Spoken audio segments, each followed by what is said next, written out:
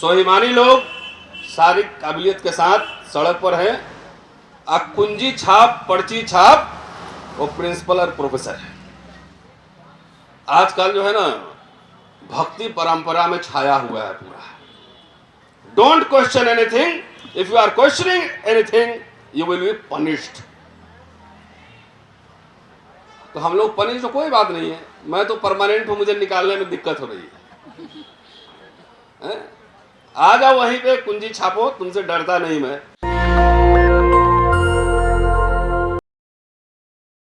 जब गांधी से डॉक्टर अंबेडकर मिले थे, Ambedkar said, mister Gandhi, I have no homeland. ये भारत सरकार ने किताब छापा। फिर आगे जब बहस चली तो उन्होंने कहा था कि कोई भी स्वाभिमानी दलित इस देश पर गर्व नहीं कर सकता। तो सामने दिख रहा है, स्वाभिमानी लोग सारी काबिलियत के साथ सड़क पर हैं। कुंजी छाप पर्ची छाप वो प्रिंसिपल और प्रोफेसर है। डॉक्टर अंबेडकर का एक लाइन और कोट कर देता हूं कि जब मेरे हित और देश के हित में टकराएगा, जब मेरा हित और देश का हित टकराएगा तो मैं अपने हित की कुर्बानी दूंगा। लेकिन जब देश का हित और समाज का हित टकराएगा तो मैं समाज के हित को सर्वोपरि रखूंगा, देश के हित को सर्वोपरि नहीं रखूंगा। ये किताबें सरकार ने ही छापी, वहीं से पढ़ के बता रहा हूं। तो जब हमारे हित और व्यवस्था के हित में टकरावट होगी तो मैं अपनी कुर्बानी दूंगा। लेकिन अगर हमारे समाज के हित में और इनसे टकराहट होगी तो मैं सड़क पर रहूंगा। एक शिक्षक का काम, एक टीचर का काम न भक्ति करना है और न भक्ति सिखलाना है। मेरे कई छात्र यहां बैठे हुए, जब हम पढ़ाते हैं क्लास में, the first thing I argue with my students, question everything, why, when, where, how, what. आजकल जो है ना भक्ति परंपरा में छाया हुआ है पूरा। Don't question anything, if you are questioning anything you will be punished. तो हम लोग पनिश तो कोई बात नहीं है, मैं तो परमानेंट हूं, मुझे निकालने में दिक्कत हो रही है। आ जाओ वहीं पे कुंजी छापो, तुमसे डरता नहीं मैं। अरे इतना आसान थोड़ा ही है, लड़ लेंगे फिर लड़ेंगे। बहुत नेताओं पे भी चर्चा हुई अभी। भाई ऐसा है, आप लोग से मेरा रिक्वेस्ट है कि नेताओं को इज्जत करिए। वो कह रहे हैं कि जब हम पूरा देश का हुक्मरान बन जाएंगे, देश का सब कब्जा कर लेंगे, तो उस दिन सबका अधिकार दिला देंगे, सम्मान दिला देंगे, सब कुछ दिला देंगे, इनको वाइस चांसलर बनवा देंगे। हाँ, उसके पहले नहीं, मतलब 100% लेंगे और नहीं तो जो है जो भी है उसको खत्म कर लेंगे। तो इतना डिस्ट्रक्टिव आइडिया के साथ हमारे लीडर्स। कैसे बनोगे फॉर्मूला नहीं है कुछ भी, उसका कोई फॉर्मूला नहीं। तो उन पर रहम कीजिए। और मुझे लगता है कि जब समाज और राजनीति में टकराहट होगी तो समाज हर समय आगे रहता है। उदाहरण है जिग्नेश, 2 अप्रैल का आंदोलन, लीडर नहीं थे कहीं, रोस्टर का आंदोलन यहीं से शुरू हुआ। आप आए थे उस प्रोग्राम में, आप आए थे। 1 साल तैयारी की गई। हमारे नेता जब 5 तारीख को हम लोग जीत लिए तो 6 तारीख को ट्वीट आता है। तो उनको छोड़ दीजिए, समाज जागृत कीजिए उनको। भाई एमएलए एमपी तो 200-400 ही बनना है, लाखों लोगों को नौकरियां मिल सकती हैं, लाखों लोग को रोजगार मिल सकता है। तो हमारी लड़ाई लाखों लोगों की है, एक आदमी की व्यक्तिगत मुक्ति की नहीं। तो इसलिए थोड़ा रहम करना है, उनको छोड़ दीजिए जिस हाल में। विश्वविद्यालय क्या होते हैं? सिर्फ क्लासरूम होते हैं? विश्वविद्यालय विश्व शब्द से बना है, वर्ल्ड, विश्व, यूनिवर्स। यूनिवर्स का क्या मतलब है? कि दुनिया भर की तमाम आइडियोलॉजीज यहां आएंगी जाएंगी, यहां डिबेट्स होंगे, यहां संघ भी रहेगा, यहां वामपंथ भी रहेगा, समाजवादी भी रहेंगे, अंबेडकरवादी भी रहेंगे। यह होता है विश्वविद्यालय का मतलब। फेमिनिस्ट भी रहेंगे, पैट्रियार्क भी रहेंगे। डेमोक्रेसी का मतलब यह नहीं है कि हम सब एक विचारधारा मानते हैं और एक साथ रहते हैं। डेमोक्रेसी का मतलब यही है कि हम अलग अलग विचारधारा मानते हैं, तब भी हम साथ रहते हैं। यही लोकशाही है। लेकिन एक संघ परिवार की सरकार, मैं संघ परिवार ही कह रहा हूं और उनको बधाई भी देता हूं। ये कांशीराम जी ने सोशल इंजीनियरिंग का जो फॉर्मूला दिया था, हमारे लोग भूल गए, लेकिन संघ परिवार ने सीख लिया। एक उधर ट्राइबल सीएम बना लिया, लो एक एक चाहिए ना, समाज हमारा एक नेता खाली चाहिए, मंत्री चाहिए, बाकी मरो जिए तुम जानो। तो एक यादव भी बना दिया उधर, एक इधर डेप्यूटी सीएम दलित ही बना दिया। तो उसका चेहरा देख के खुश हो। नौकरी की क्या जरूरत है, रोजगार की क्या जरूरत है। तो इस मामले में वो इंजीनियरिंग आरएसएस वालों ने सीख लिया। हमारे लोग बैक गियर में चल रहे हैं। जो आंदोलन जिसको करना चाहिए, देखिए हक हकूक, अंबेडकरवाद क्या है, डिग्निटी, इक्वालिटी एंड डिग्निटी। और मैं दलित इसलिए कहा कि ये जिम्मेदारी सबसे पहले इस देश के दलितों की है कि वो इक्वालिटी के लिए और डिग्निटी के लिए सबसे पहले आगे फ्रंट पर आके लड़े, क्योंकि इसका विक्टिम जो है सबसे ज्यादा वही है। बाकी सब लोग का स्वागत है, न्याय पसंद जितने लोग हैं सबका स्वागत है। हम बहुत गंभीर दौर से गुजर रहे हैं। हमारा मिडिल क्लास, उसको बुर्जोजी बोलते हैं, मिडिल क्लास हमारा नहीं होगा तो हमारे संगठनों को और नेताओं को चंदा देने वाला भी लोग नहीं रहेगा। कैसे चलाओगे? जो लोग सवाल करने वाले लोग हैं, सवाल करने का मतलब सबसे सवाल किया जाएगा। हमें लोग कहते हैं कि मैं अमुक पार्टी का डिफेंड कर रहा हूं, इसको डिफेंड कर रहा हूं, मुझे कुछ दलाली मिल गया है। हमारे दलित सभी कहता है, व्हाट्सएपिया सब, व्हाट्सएपिया दलित सब भक्त। तो मैं दलाली करता होता किसी सिस्टम का तो मैं वाइस चांसलर होता, अभी मैं लोकसभा में होता, मैं राज्यसभा में होता। ये 5 साल से मेरा छुट्टी रोका हुआ है, मेरा प्रमोशन रुका हुआ है, 4 मुकदमे लादे हुए हैं। तो ऐसा कोई दलाली होता है क्या कि उल्टा बैक गियर में मेरे ऊपर मुकदमे चल रहे हैं? हमने ऐसे कुंजी छाप फर्जी लोगों से मैं डरता नहीं। तुम मान लो कि मेरा प्रमोशन, मैं तो परमानेंट हूं, हटाओगे कैसे? जब तक मेरे ऊपर गंभीर आरोप नहीं लगे, महिला उत्पीड़न 2 बार लगाए तो उसी जगह हरा दिया, आज तक रिपोर्ट नहीं दिया। तो मैं तो नासूर बना हुआ। ये करेला नीम चढ़ा, करेला भी है नीम चढ़ा है। तो जो लोग आवाज उठा रहे हैं, जो बोले यहां भक्ति का नहीं, मैं किसी के प्रोटोकॉल में नहीं हूं, मेरा कोई बॉस नहीं है, मेरा काम लिखना, पढ़ना, बोलना, लोगों को जागृत करना, ये इंटेलेक्चुअल का काम होता है। जो अपने समय के जलते प्रश्न पर अपनी राय नहीं रखे तो प्रोफेसर होने का कोई मतलब नहीं है। पेट पालू समाज है, जाओ खाना खाओ, घर में सो। इस चीज की हम कीमत चुका रहे हैं और चुकाएंगे। इसके लिए डरने, मैं अपनी लड़ाई थोड़ी लड़ रहा हूं। मेरे घर पे आके देखिए तो आपके एमपी से ज्यादा बड़ा बंगला में रहता हूं, वो भी 5 साल के लिए नहीं, 38 साल के लिए। तनख्वाह भी उनसे कम नहीं मिलती है और लोग जानते भी कम नहीं है।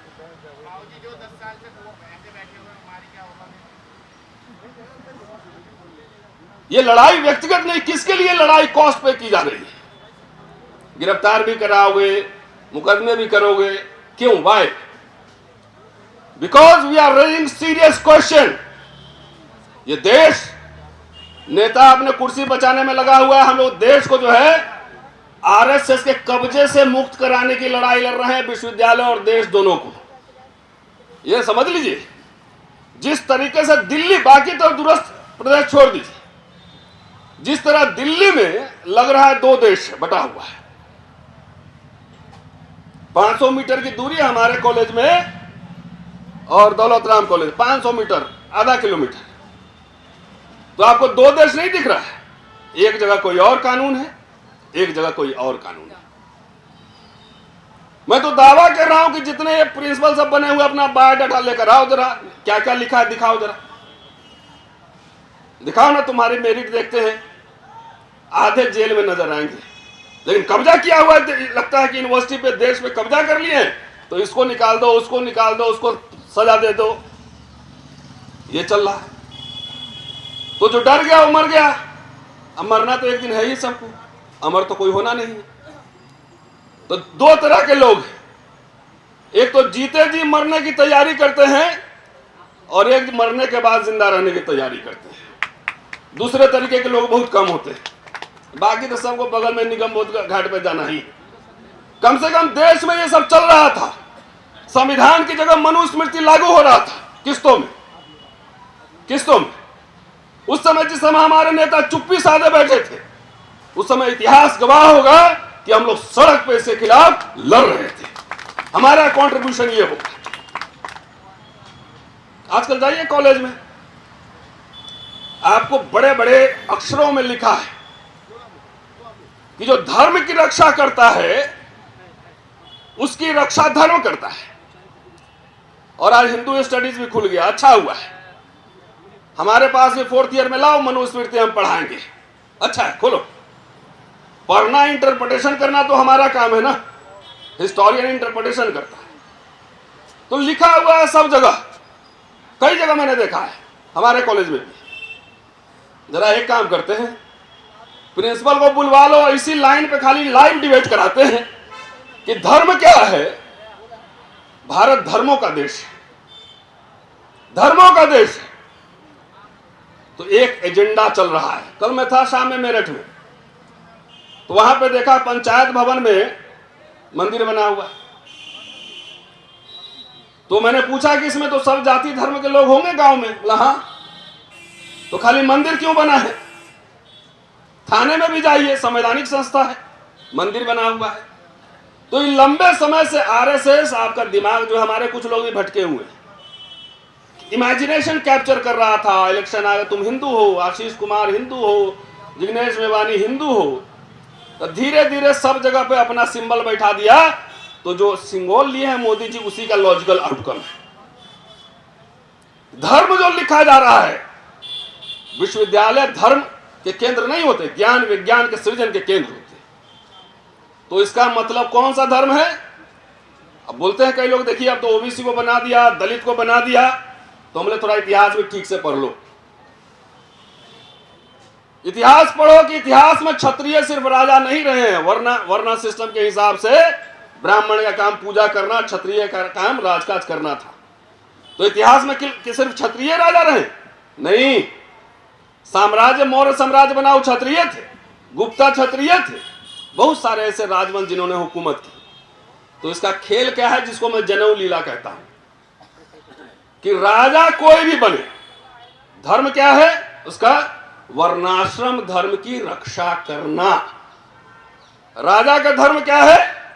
वर्णाश्रम धर्म की रक्षा करना। जो राजा वर्णाश्रम धर्म की रक्षा करता है वो बड़ा उच्च कोटि का राजा माना जाता है, और जिसने सवाल उठाए उसको बहुत दुष्ट कहा गया है। तो राष्ट्रपति ट्राइबल होंगे, प्रधानमंत्री ओबीसी होंगे, मुख्यमंत्री ट्राइबल होंगे, मुख्यमंत्री ओबीसी होंगे, लेकिन उनका काम क्या है? धर्म की रक्षा करना। और धर्म क्या है? वर्णाश्रम धर्म, चतुर्वर्ण व्यवस्था। तो हमारे लोगों, दोस्तों, किसी के प्रधानमंत्री बनने से, किसी के राष्ट्रपति बनने से डफली मत बजाओ। इस देश के सत्ता और संसाधन में कितनी हिस्सेदारी है ये बात करो। कुछ लोग नशे में, अरे कुछ बाबा साहब के, साहू जी महाराज के, इनके संघर्ष से एक व्यवस्था बनी जिसमें एक मिडिल क्लास तैयार हुआ, और मिडिल क्लास से अंग्रेजी बोलने वाले क्लास से ही इनको दिक्कत है। बाकी चाटुकार तो वहां भी चप्पल उठा रहे हैं, हमारे वहां भी चाटुकार उठा रहे हैं चप्पल, और सीधा मैनेज नहीं होता है तो पीछे से भी मैनेज हो जाता है। पार्टी के पार्टी बिक जा रहे हैं, दल के दल बिक रहे हैं, नेता किस्त में बिक रहे हैं। तो हमारा काम जो है, इतिहास पढ़ता हूं ना, तो इतिहास दृष्टि से बात करूंगा। ये मुल्क, देश खतरे में है और सामने दिख रहा है। Show me your party, show me your cast, I will show you the rules. ये चल रहा है। नेता अभी देखिए, सब तो है ही, बोलेगा बाहर से देखेगा तो सब बोलेगा अरे ट्राइबल लेडी राष्ट्रपति है, ओबीसी तो है ही प्रधानमंत्री। लेकिन देश के संसाधन में आपका कितना रिप्रेजेंटेशन है? सिर्फ दिल्ली विश्वविद्यालय में 70 कॉलेज होंगे, सिर्फ एक कॉलेज में एक दलित प्रिंसिपल है, एक कॉलेज में। आपके प्रोफेसर कहां हैं? ये क्यों खत्म करना चाहता है रिजर्वेशन? ये क्यों क्रीमी लेयर लाना चाहता है?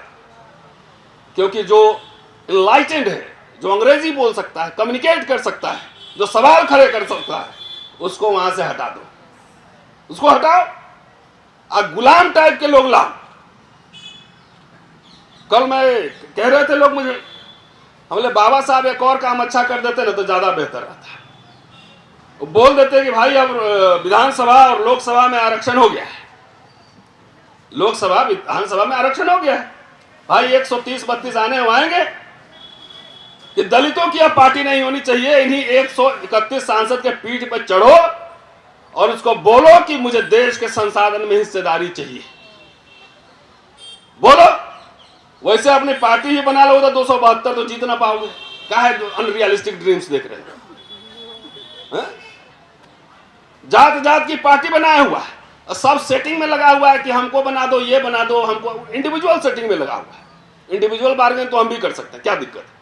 कुछ नहीं करना है, धरना पे नहीं आना है, चुप हो जाना है, हो गया, इतना ही करना है। तो इंडिविजुअल बार्गेनिंग तो हो ही सकती, नौकरी मिल ही जाए।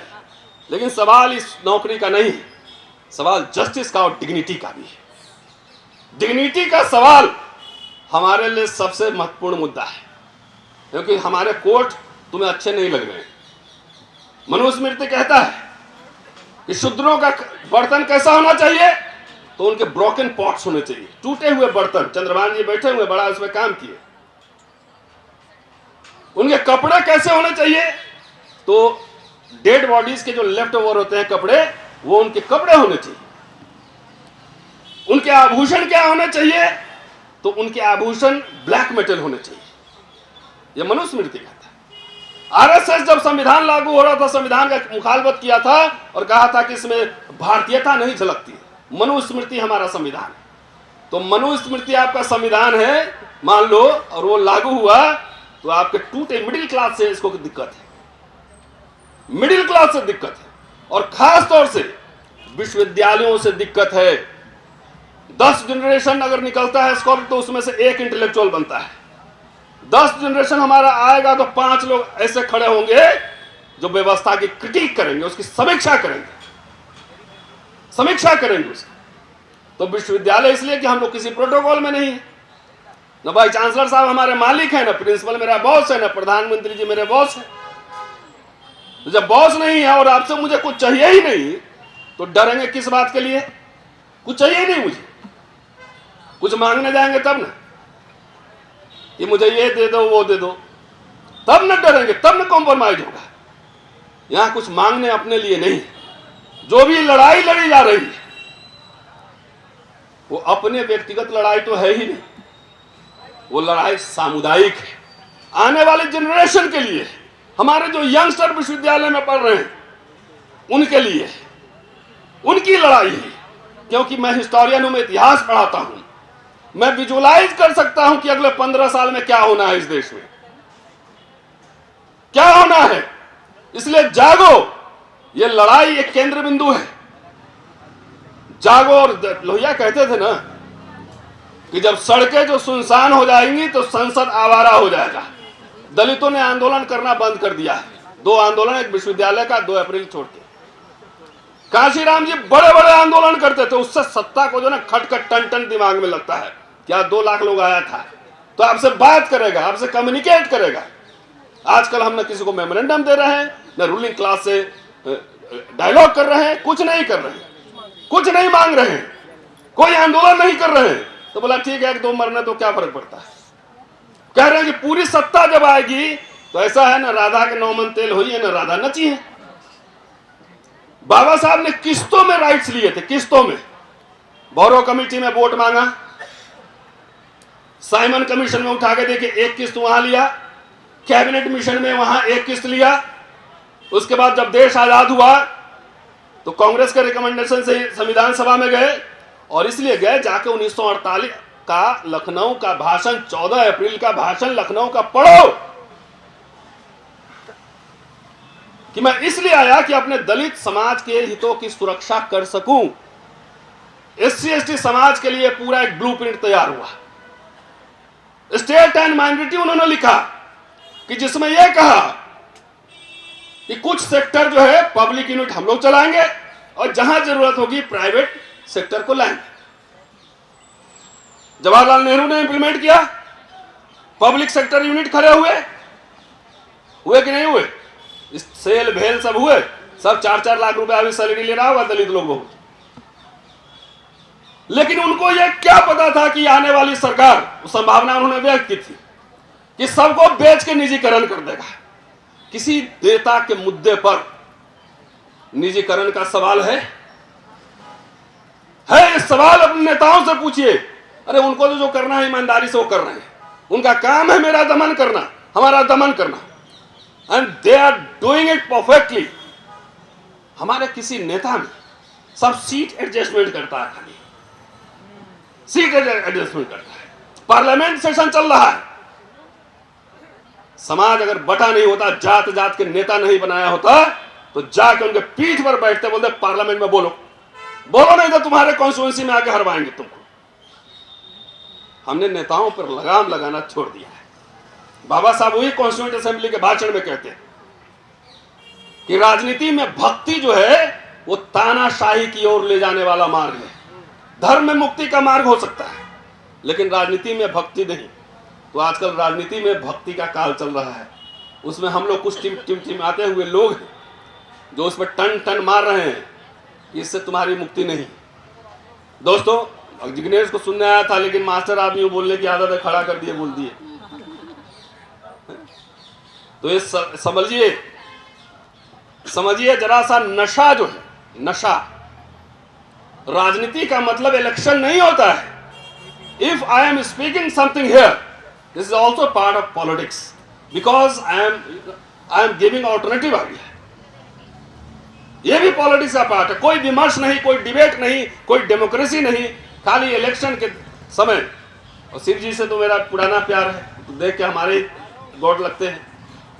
तो इलेक्शन के समय जैसे शिव जी के बाराती में उठता है ना, पिशाच नर भभूत लगा के, पूरा लगा के, एकदम भांग पीते सब बारात में जाता है, तो ऐसी ना सिर्फ इलेक्शन के समय शिव जी के बाराती मत बनिए। राजनीति रोज होती है, लिख कर होती है, बोल कर होती है, सवाल उठाकर होती है। हम जिस समाज को जागृत कर रहे हैं उस समाज का लाभ कौन लेगा? राजनीतिक दल लेगा। और वही कह रहा है कि आंदोलन मत करो, कुछ मत करो, सिर्फ आओ मुझे वोट दो चुपके से। ऐसे नहीं होता है।